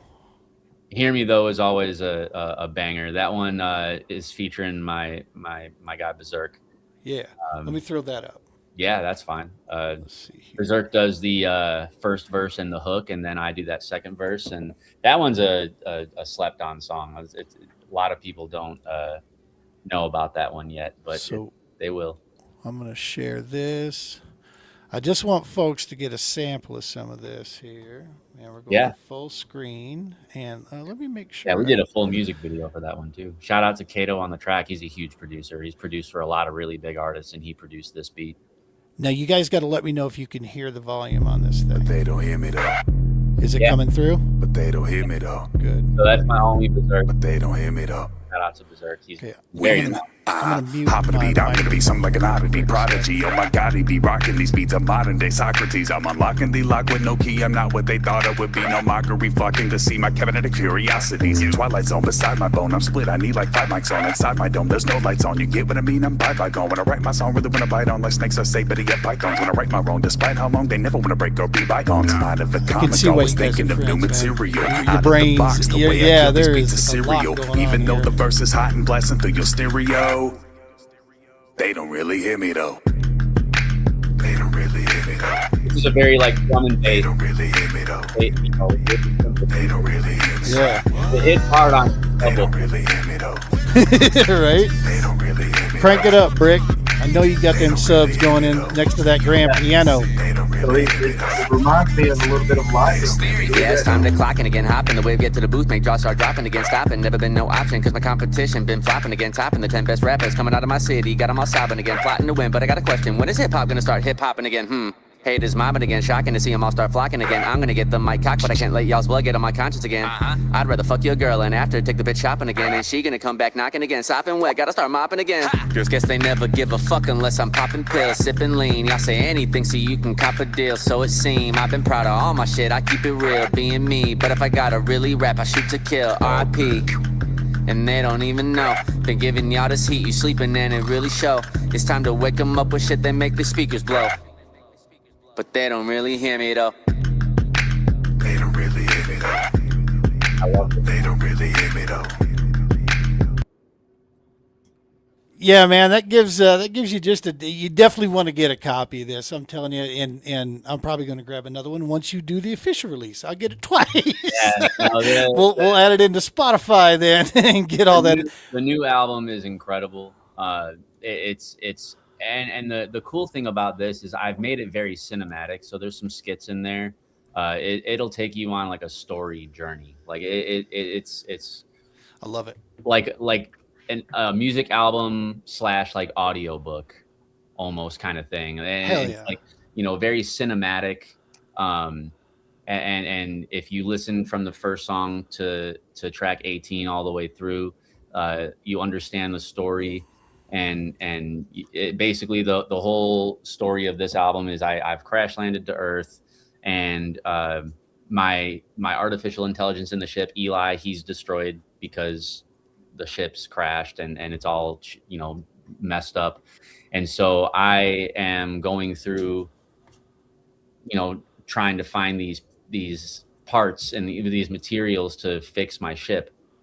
And so the 3 materials that I need are carbon, which is one of the chemical compounds for a pencil, and then lignin, which is a chemical compound for paper, and then copper, which is one of the materials used to make a microphone.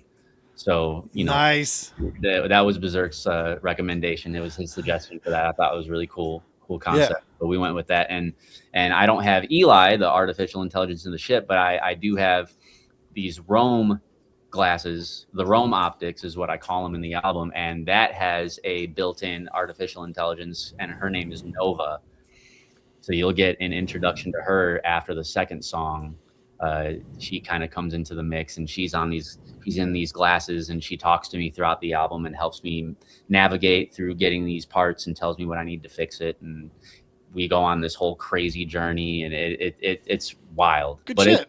It's such an exciting album. I'm very, very happy about it. I'm so excited for the release, and I can't wait for everybody to hear it. So Well, dude, all I know is that from the first moment that I heard, and I told you this before, when I mean, I see a lot of guys in a lot of space, and I will get behind any vet that's doing anything. I don't give a rat's ass what it is. Um, that's I mean, that's what I believe. We're here to support, we're here to serve, and we're gonna, anybody that's going out there and trying to get their hustle on, I'm down for it. Yeah. But dude, when I heard your stuff, I'm like, okay, hold on, this isn't supporting just a vet. All right. Not for nothing, dude. You are like, it's Thank just a matter of time, in my personal opinion. I've Yeah. said this before. I'll say it again, man. You have mad skills. You're on another level than most fellas out there, and I'm not trying to belittle them. I'm just recognizing your talent level is fucking literally out of this world, man. And so this is. I love the fact that you're willing, because one of these days I'm going to be trying to have to talk to your manager about getting you on here, and it ain't going to be so damn easy. Hey, man, I will always make time for those people who supported me when I was, coming up, and that's the beautiful thing about it is I never, maybe when I first started, I kind of had some, and I've addressed it in a couple songs, I might have had some ill intent with wanting to, do music to make money and, get out of this, struggle type, lifestyle. I'm not going to get into the whole background of what I was going through, but, it was not easy, being displaced from a natural disaster and, having that anxiety attack, hospitalized me. I felt like I was having a heart attack, and all these things that I was going through, music kind of helped me with that. And it took me a little bit to kind of recognize that as being more of a thing that I need versus a thing that I can use to get out of a situation. Right. And profit off of. And since then it's become a lot more meaningful, and it's become a lot more personal, for me. And so this is a personal vendetta that I have. Like, you know what I mean? Like I'm doing this to be successful. I want to show my daughters that you can do anything that you set your mind to, regardless of what the world tells you. I was just getting ready to say, I was hoping I wasn't speaking out of turn, but you're also supporting a family at the same time, brother. Yeah. That is, no greater responsibility that a man could have on this planet than to, be a dad, be a husband. That's the shit right there. And so, yeah, this is super And even cool, the son dude. from my mother, man, I eventually, after all this blows up, I tell my mom all the time, I'm like, I'm going to retire you at some point. Like, I love that, dog. that's the goal. That's like one of the first things that I want to do. And, I have such a bigger picture mind frame of this now. And it's only going to get bigger and better, man. And the more opportunities that I'm given and the more doors that open for me, whether they be through just being in the right place at the right time or making the right connections, whatever the case may be, I'm going to continue making the music that feels right to me in the heart, and that the fans are going to like, and the people are going to have a positive message from me. I'm never going to be the type to sell out and make music about drugs and women and this and that. Like, I'm not that type of artist. I'm a very real, authentic. I grew up on old school hip hop. I want to have a message in my music. I want to have meaning in my music, and I want to give people a breath of fresh air versus a lot of this new stuff that's coming out now, which all sounds the same. And Yeah. just trying to stick out. So, Dude, we were traveling through the airports. We were in Seattle, of all places, and all they kept playing was 80s and 90s hip hop. That's love what they were playing. And I'm like, I'm looking at my wife. We're having a burger there at a little restaurant there. And I'm like, this tells you one of two things. Number one, we're their demographic.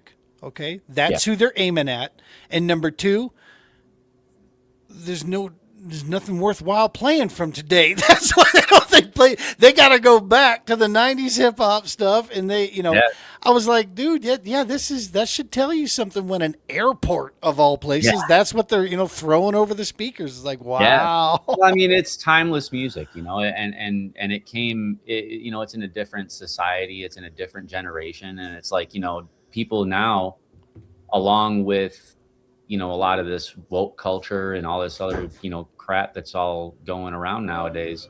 I love you. Good night. You know, people are kind of getting tired of all of it. And, Yeah.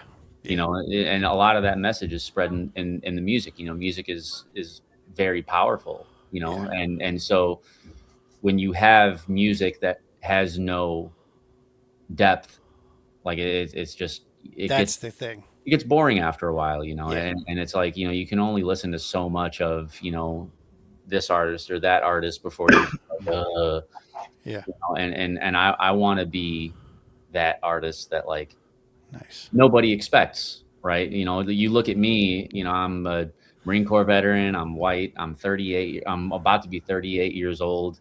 I have a wife and 2 daughters, and nobody would expect me to be like, oh, you rap? Like every time I've told somebody, like, oh, I make music. Oh, what do you do? Are you in a band? No, I rap. Bullshit. No, I'm serious. And then I play on my music, and they're like, hold on a second. Oh, wait a minute. You got something here. And like, I've gained a lot of respect with that. So like, you know, but I love. Were you dropping bars in the Corps, dog? I mean, would you do that when you were in the Corps? No, I didn't. I Okay. didn't start rapping until I was 30. I got out of the Marine Corps Wow. in 2015. So that was 11 years ago. So I was, what? I can't even math right now. I'm 37, so I was 26 when I got out. So, I mean, yeah, I don't know. It's been a long day. Yeah. But yeah, I didn't start rapping until, you know, quite a few years after I got out of the Marines. So, but I've always been a hip hop head. I love rock music too. I love all types of music. I love the art form of making music. I think you can see that in your music from the stuff that I've seen. It's not what people, you know, just there's such a variety in the stuff that you do out there. It's got your influences, you know, coming into it. Yeah. And that was one of the things I loved. I can't wait. I'm gonna hear the first song on the new album when I send you this digital download. Yeah. Like, I had a nice little switch up. Nice. You're gonna hear the introductory skit, and then you're gonna hear some shit that you never thought. But it's so good. Like, I've had so many people message me that bought the download, and they were just like, "Bruh, I'm 45 seconds into the first, or I'm like a minute 45 into the first song after the skit, and I'm hooked already." Right. You blew my mind. So like, I'm really, really excited about this new project. Sweet. Speaking of Berserk, this is the man himself right here. Nice. Yeah. I don't hear you though. I don't hear you though. I see what he did there. Yeah, leave it. I got the Air Force humor coming in right there. He's the co-host. There you go. Yeah, There's guy number 5 right there. Well, listen, brother, I can't thank you enough for just last minute jumping in here. I know you're a busy dude. I know it's been a long day. No, I had just come in from the studio, so you know, I was like, you know, I have a studio right in my backyard in the shed, so I just shut it down and I came in here. I was putting the final touches on, you know, getting some dishes done, and I got your message, and I was like, man, why not? So appreciate it. Yeah, appreciate it. Yeah, you have me all the time, man. Thank you so much, dude. And when you get done with the 5th, we're gonna be watching that close. When you get done with the 5th, let's have you jump back in here, man, and tell us about the experience there. Absolutely. Only thing, old guy wisdom. You just keep being fucking you and go one day at a time, brother. You know what I mean? All the rest of the shit, you got here by doing that, so just keep doing that. You know what I mean? I mean, that's the old guy piece that it's taken me 50 some odd goddamn years to learn that. But I may be a slow coach, but I'll get there eventually. That's good. It's good advice, you know, and that it's important in the music industry, or, you know, or any art form, you know, that you create, whether you paint, you know, play guitar, you know, you're doing country, rap, rock, you know, whatever it is that you do, just staying authentic and true to yourself is important to do when you're pursuing that kind of, passion, because you don't want to, you want to show people who you are, because that's going to be the most engaging thing. Like, and unfortunately, in a world where now your life is summed up into 30 to 60-second clips on Instagram Reels and TikToks and this and that, if you're lucky. Short form content is the way to go, and always having to think about, especially as a music artist, I always have to try and think of creative ways to keep an audience engaged and gain more fans and keep it interesting, so people are hooked in and want to follow you. It's really rough, but staying authentic and true to yourself is important, because if you try to be somebody that you're not, people will catch on to that real quick, and in a hurry. You'll lose that credibility, and so I've always made it a point to do that. What? I'm sorry to interject. No, you're good. When you go to do live performances and the people that show up, if they already know who the authentic you are, you got a crowd full of people that you don't have to put a mask on for. Yeah. Love that shit. Yeah. Love that. Dropping so much knowledge, he needs to make me one of them peanut butter sandwiches. Yeah, are you doing PB&J, Berserk? What you got back there? PB&J. Yeah. There it is. That man dropping knowledge. We stay stacked on bread, peanut butter and jelly, and ramen noodles in this motherfucker. We're balling on a budget, bro. We ain't millionaires yet. And even when that does happen, I'm still buying ramen. You're gonna hit that PB&J with something extra special. You gotta get that boulak. Ramen noodles. I don't care if I have a $1 million mansion or I pay $1,650 a month in rent. I'm ramen noodles it slaps. It's a staple. It's a staple. Yeah, the only difference is I might get ramen noodles delivered, but that'll be the fanciest that I go. Hell yeah, love that. And like it's so funny because like everybody always says oh well you change when you get the money, and it's like I mean maybe a little bit obviously I would splurge and get some nice stuff for myself, but I know for a fact 100%, and you can quote me on this years from now when you see me as this big successful artist and I'm making all this money and I'm doing nationwide and worldwide tours and this and that, and I'm this huge sensation, right? Let's just say that happens. You can come back and quote me on this. I will never, ever, ever, ever be the type of person to ever wear designer clothes constant, like make that my whole no. I'm still gonna dress the same, I'm still gonna act the same. I'm not gonna do that. I feel like and that's a good thing about what my mom kind of she hit me with some knowledge one day, and she was like, look, because I used to be, when I first started, I was 30 years old, so I used to be like, oh well, I'm too old to chase this. Right, like what am I doing?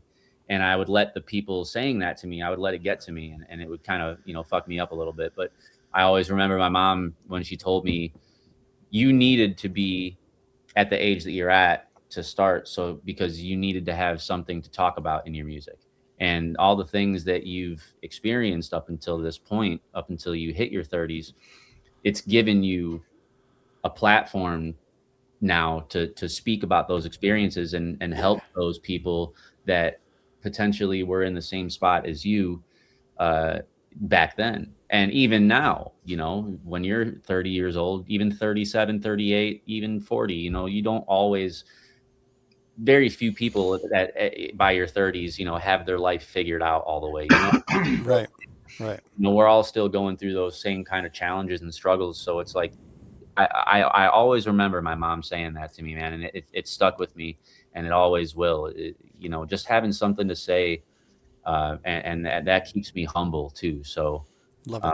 Yeah, that grounding, man. That's the thing, right? Keeping that grounding, keeping that that home base locked in. I know for me personally, between 30 and 50, night and fucking day.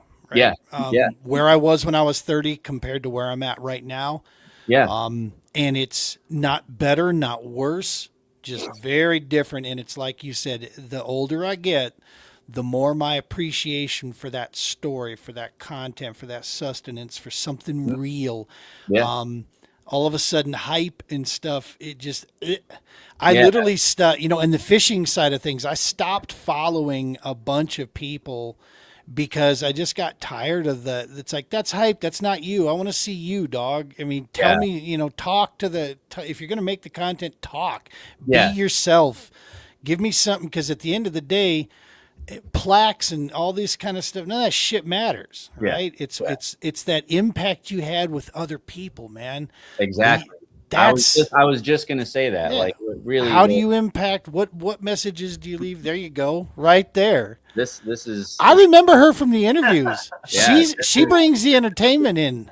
This is the reason right here. Yeah, 100%. Numero uno, and I mean the thing about it is like you said, the plaques and the notoriety, it doesn't mean anything if you're not doing your part to try and even make a difference. Or I've always said, if my music has helped one person, like I had years ago, I had a random guy from Australia send me a DM on Instagram, and he was like, I almost unalived myself, and your music helped me through a really dark time. Love it, brother. And I was like, oh my God, like that. And I teared up. Like I had never even thought of getting a message like that. And Yeah, that's why I do it. And if my music can help one person out of a dark place or out of a stressful place, or, just be their excitement for when they wake up in the morning, like, oh, I got a new Theory song to stream, or I got a new album coming out, or I'm looking forward to this. Like that makes me happy, and that makes me feel like I'm doing my job. So, dude, I've got a mission now for myself. After I get this digital download for you, I got to figure out how I haven't played MP3s on a phone in so long. I got to figure out how to do that, because I'll be going to have about a 9-hour run down to Elephant Butte, New Mexico from Denver here. And I'm going to go 1 through 18. We're just going to let it roll the whole trip on the way down there. Well, So I just got to figure out how to do that on this phone here. So what I do is I'll email it to you. Okay. And all you have to, it'll come as a zip file. Cool. So you just click it, you'll unzip it, and then it'll have a folder, and you just click on that folder. You can, select all and drag them to your phone, or you have an Android, sadly. So, oh no, Theory, chink in your armor. Tell me you're not a Packers fan. Fuck no. Okay, I'm good. Chicago. What do you think? Chicago. Dude, they're moving their team anyway, so it's coming to you. But regardless, look, okay, so fun side story. I got before I joined the Marine Corps, I got really drunk one night with some friends, and I think I was like 19 or 20, and I had gotten really drunk at night with a bunch of friends of mine. And our one sober friend decided to say, what would be really funny is if I drove us to Green Bay and we took a piss on Packers Stadium. And I was like, in my drunken wisdom, I was like, you won't fucking do it. and we did. I remember they dared me on the highway, on the interstate. They dared me to get out, because I had we had to take frequent stops on the side of the highway to take a piss, because you got like 4 drunk dudes in the back of this minivan, and we had gotten out, and I had to piss, and I was pissing, and they drove off without me and left me there, like, because the van was blocking traffic from seeing my whole situation. And they drove off, so my ass cheeks are just plastered on the side of the freaking highway, and I'm pissing, and I'm like, oh my God. And they got off at the next exit and then swooped back around and came back, and I had to wait there for like 15 minutes. And It's jacked up. but we got to Green Bay and we peed on Packer Stadium. That might be the best side story we've ever had on the show, dog. So, no, I am not a Packers fan. I fucking hate the Packers. Good. I'll let the Apple thing slide. Yeah, we are an Apple household, though. We are an Nice. Apple household. Well, you kind of have to. That's the genius that they have created. Is that once you're in, everything has to be. It's so convenient, and especially for like creative purposes, they just have so much more of a creative friendly kind of platform. Now customizable, stuff for Android all day. You can customize so many things with an Android. We hate Androids. But yeah, Apple is Apple is the way to go here. And Nice. Yeah. So Awesome, brother. Thank you for having me, man. I got to get off here and make these little ones get to bed. So, and you got to probably explain a little bit too, because the little one was turning her head in the background there. A couple of those details of your story, she was like, "Oh, what?" So yeah, you got some explaining to do. Not the worst that she's heard her that. Love it, dude. Say, Listen, man. A story about peeing on the Packer Stadium. Brother, from all of us, dude, we have got nothing but top wishes, and you're in my prayers now, brother. You and your whole family, man. And Thank you. yeah, I'm just looking that you go down the path you're supposed to be going down, and that things go the way they're supposed to go, and following His plan. You know what I mean? Absolutely, man. Thank you so much for the support, and I will just message me after you're done with your podcast, and I'll get that email to you for the album. I'll send you all the information, and we'll get going. Awesome. Enjoy We'll see you, it, miss. See you, little lady. All right, say bye. Hi, big bag, campy chicken nugget. Get out of here. Chicken nuggets. What the hell? Right. All right, brother. We'll see you, man. You take care. Yep. All right, Brick. We've been here almost 2 hours now. My goodness, it's been a long show. So much for short form. We don't do short form around here. But we've had a good, steady base of listeners here tonight. Folks at home watching this live, thank you so very much. We love you guys. Hope you enjoyed tonight's show. We have Mr. Dwayne Walley to start this thing off. We love you, Dwayne. TourneyX, taking care of the PBKS this year, his donation to help us put these veteran first responder appreciation events together. Love you, man. Thank you so much for that. Congratulations, all the anglers that were in action this week. Dude, nice job on a top 10. Sorry I couldn't be there, but I was pounding down some Mai Tais, dude. I think I drank more in this last week than I drank in the last 3 years, and that's not an exaggeration. You hit our team motto: $20 is $20. That's right? That's about the cost of one Mai Tai, by the way, down there. Like $22 for a drink. You're like $20 is $20. Brickman was right. Let's keep it going. I'm like yeah. Yeah, no, nothing was cheap down there. I'll say that. At all. But no, man. So awesome stuff this past weekend, Brick. I'm looking forward to the next event that we get fired up. Oh, our next deal is Cedar Bluff. Is that right? CKD? Yeah, I don't know if I'm gonna be able to make that one. I have family coming in, and we'll have to see. Okay. But if it's possible, we'll make it happen. Other than that, I'm still looking forward to probably getting down to Milford with you. Yep. May 30th, we're going to Milford. We got that end of this month. I'd rather make that one than. Well, and anytime you want to tag along, if you got the bandwidth, man, these New Mexico gigs, I got. I was thinking about that. Jason was kicking me in the rear, saying, "You got to get in there and get qualified so I can split this." Well, I said it, but I always joke and say, "Well, you can split that hotel room; it'd be a lot cheaper." If you just knew where it was at, right?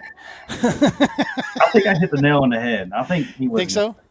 I think it's still Beaver Lake. Should be interesting. Yeah, I'll. If I have to choose between them, I would definitely go Big Bass, the 250. But we'll see what they do. If it's in the same vicinity, right? If it's in Missouri, Arkansas, and then you have the next one underneath. Right. Anthony, brother Anthony, thank you so much, man, for tuning in. Brother Jason, thanks for jumping in here. He's been out fishing all day. Everybody, awesome stuff. Thank you, guys. We're going to go ahead and close this thing out. I don't know what next week's show is going to be. We'll have something. We'll get into something.